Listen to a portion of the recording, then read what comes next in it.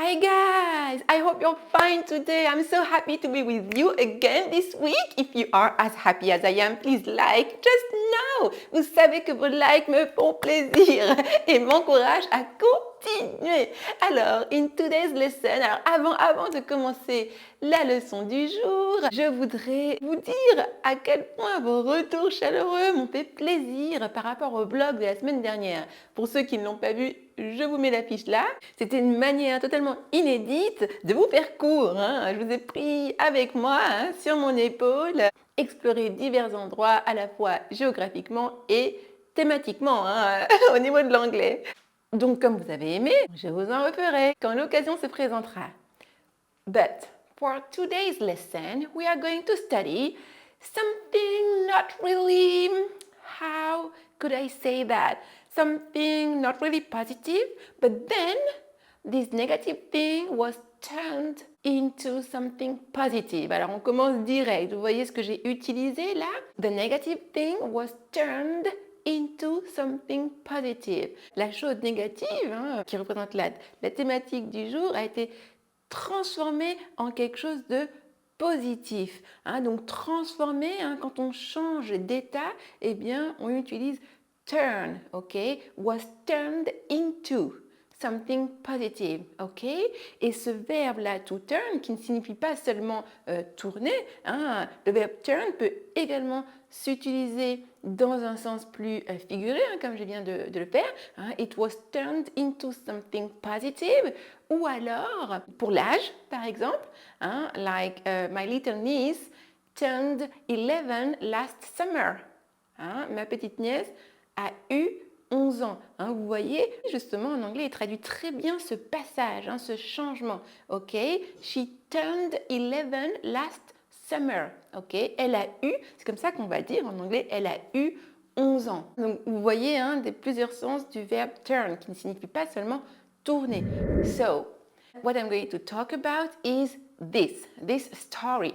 I witnessed this scene. To witness, être témoin de quelque chose. I witnessed the scene and I was quite shocked, I may say, because here in my neighborhood, people are peaceful and positive and, smiling all the time, saying hi, hello. They are really friendly. So I was surprised to see two women arguing. Two women having an argument. Ok, beaucoup de choses utilisées. Je disais que j'étais vraiment surprise d'avoir vu cette scène d'agressivité entre ces deux femmes qui étaient en train de se disputer. Est-ce que vous avez compris comment dire se disputer? Il y a différentes possibilités pour dire se disputer et en l'occurrence, c'est un peu un faux ami parce que se disputer en anglais va se dire to have an argument. Okay? To argue or to have an argument. Et oui, argument veut dire argument, mais pas seulement. On l'utilise également pour dire se disputer. To have an argument. Ok? Donc, si je veux dire elle se disputait, l'action était en train de se dérouler. C'est une action passée, terminée, révolue. Donc, le prétérit que je vais utiliser, mais elle était en train de se dérouler. Elle se disputait. Notre imparfait qui traduit ça, elles se disputaient, elles étaient en train de se disputer, et bien du coup, je vais utiliser du prétérit continu. Ça va nous donner they were having an argument. Ok, they were having an argument. Ça, c'est du prétérit continu. Prétérit simple, ce serait juste they had an argument. Elles se sont disputées. Elles se sont disputées, ponctuelles, they had an argument. Mais elles étaient en train de se disputer, they were having an argument. Ok? C'est bien noté, c'est bien compris? So, they were having an argument. They were having an argument because of their dogs. Because of their dogs. Yes. They were going up the hill. They were climbing, they were going up the hill. Donc, elles montaient la colline. And each of them had a dog. Chacune d'entre elles, chacune d'entre elles avait un chien. And I mean, at some point, the dog of the blonde started jumping around the brunette.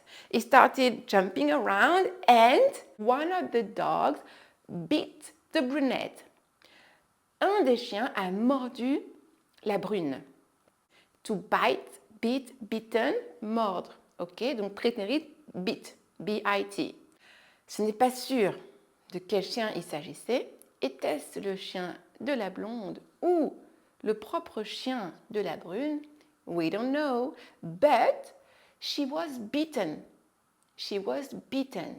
Donc, un chien a mordu la brune. One dog bit the brunette. Ça, c'est du prétérit simple. Et là, la brune a été mordue par un chien. The brunette was bitten by a dog. Et là, je vous renvoie à la vidéo sur la voix passive. Là, je viens d'utiliser la voix passive. En fait, j'ai utilisé les deux. J'ai fait 2 super vidéos où j'étudie en long, en large et en travers la voix passive. Donc, je vous les mets.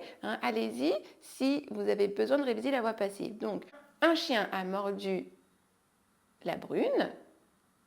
One dog bit the brunette. Ça, c'est la voix active. Il a fait l'action au prétérit simple. Et à côté, du coup, qu'est-ce que ça nous donne à la voix passive? Eh bien, la brune a été mordue par un chien.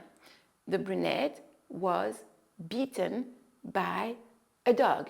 So it was not a big bite, ok? Ce n'était pas une énorme morsure, mais elle a quand même été mordue. Still, she was bitten. Still, she was bitten. Elle a quand même été mordue. So she was very worried and she shouted, she kept asking the blonde woman, give me the documents of the dog. I want to be sure that your dog is not sick. Elle n'arrêtait pas de demander. She kept asking to keep doing something. To keep doing something, c'est continuer de faire quelque chose, ne pas arrêter de faire quelque chose, ne pas cesser de. Donc, she kept asking the blonde woman. Elle n'arrêtait pas de demander à la blonde les papiers du chien pour être sûre qu'il ne soit pas malade. So, she kept asking for the documents, and the blonde woman didn't want to speak at all, and she went into her building and closed the door. And the brunette was asking, she kept asking, give me the documents, give me the documents. And I asked her, what's the matter? Qu'est-ce qui se passe? Quand vous êtes témoin d'une scène comme ça, vous pouvez dire, pour poser la question, qu'est-ce qui se passe? Quel est le problème? Eh bien, on peut dire, what's the matter? Exactement ce que je lui ai dit. What's the matter? And she explained everything to me. Et elle m'a tout expliqué. And fortunately, the blonde woman came back. Donc la blonde est revenue. And I was like, who? And she agreed. She accepted to talk with the brunette. She understood her concern. Elle a compris son inquiétude. She understood her concern. And she said, okay, so you just want to make sure that my dog is not sick and I have the legal document. And she said, yes, this is just what I want. I want to make sure that I'm not in danger.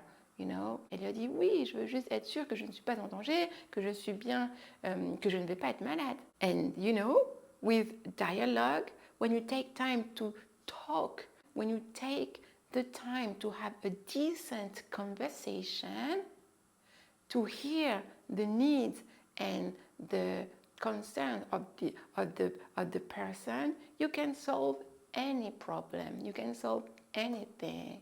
Quand on prend le temps de discuter, d'avoir une vraie bonne conversation, une vraie conversation posée, a decent conversation, et bien là, on peut vraiment régler tous les problèmes. Et là, c'est le drame. J'étais en train de vous dire happy ending, sauf que, comme vous le remarquez, mon micro m'a lâché. Oui, mon super micro sans fil. Alors c'est top. Vous avez vu lors du blog qu'il est super bien, mon nouveau micro sans fil. En revanche, là où c'est moins pratique, c'est que ce genre de micros peuvent tomber, comment dirais-je, en panne de batterie. Contrairement aux micros filaires, les micros sans fil peuvent se retrouver sans batterie. Et là, je me suis fait surprendre. Bon, un peu d'indulgence, hein, s'il vous plaît. Vous savez qu'il est tout récent. Donc la prochaine fois, je serai davantage... je ferai plus attention par rapport au niveau de batterie de mes micros. Pourtant, je pensais avoir bien vérifié, mais non. Quoi qu'il en soit, ouf, heureusement, ça n'arrive qu'à la fin. Je vous ai dit et enseigné tout ce que je voulais vous dire et vous enseigner. Et eh bien, comme d'habitude, je vous mets le récapitulatif à l'écran. Hein. Donc pour ceux qui m'écoutent en podcast, eh bien, venez sur YouTube pour le voir ou alors réécouter tout simplement en prenant des notes. En prenant des notes, vous savez que je vous incite à écrire des notes. C'est vraiment, ça aide hein, à se souvenir, hein, à retenir durablement. Et comme toujours, si cette leçon vous a plu, qu'elle vous a apporté, merci de liker, merci de la liker, de partager. Vous savez que vos likes et vos partages me font, en fait, m'aident. Hein. En plus de me faire plaisir, ça m'aide tout simplement à aider encore plus de monde. Et comme toujours, j'attends hein, vos commentaires hein, sous la vidéo. Faites des phrases de commentaires pour vous exercer. Hein, vous savez, ça vous pousse à pratiquer. Et puis j'adore vous lire et vous corriger si besoin.